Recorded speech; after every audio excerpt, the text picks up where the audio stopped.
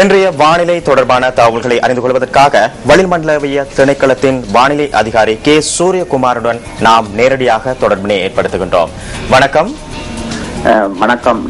வணக்கம்.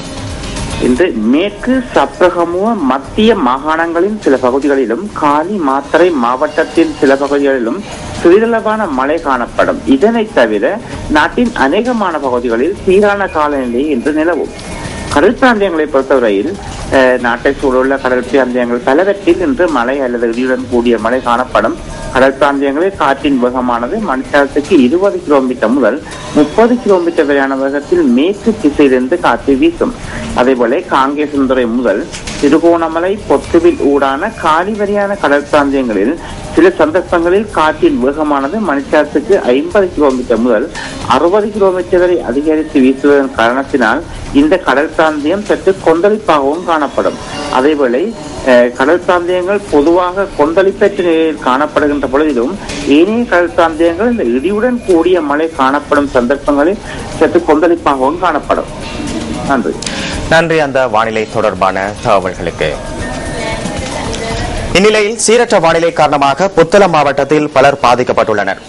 இவ்வாறு பாதிக்கப்பட்டவர்கள் முகாம்களில் தங்க வைக்கப்பட்டுள்ளனர்.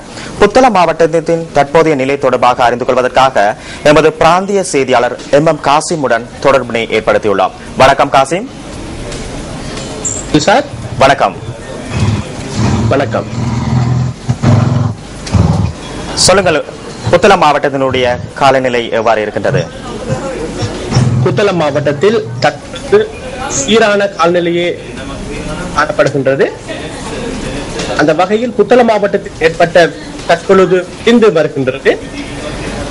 இது தவிர மாவட்டத்தில் 5 தற்காலிக முகாம்கள் அமைக்கப்பட்டு அங்க பலர் குடியமர்த்ததாக இடர் முகாமைத்து நிலையத்தின் பிரதி பணிப்பாளர் பிரதி கொடிப்பிலி தெரிவித்தார்.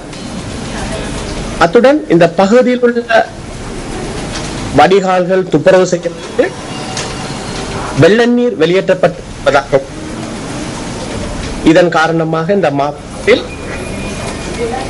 எதிர்வரும் காலங்களில் இவ்வாறான வெள்ள நீர் காணப்படாது அவர் தெரிவித்தார். அந்த வகையில் மகாவ பகுதியில் தற்காலிக முகாமும் முந்தல் பிரதேசத்தில் ஒரு தற்காலிக முகாமும் அமைக்கப்பட்டதாகவும் அவர் மேலும் தெரிவித்தார். நியூஸ் செய்திகளுக்காக புத்தளத்தில் எம்ஏ காசிம்.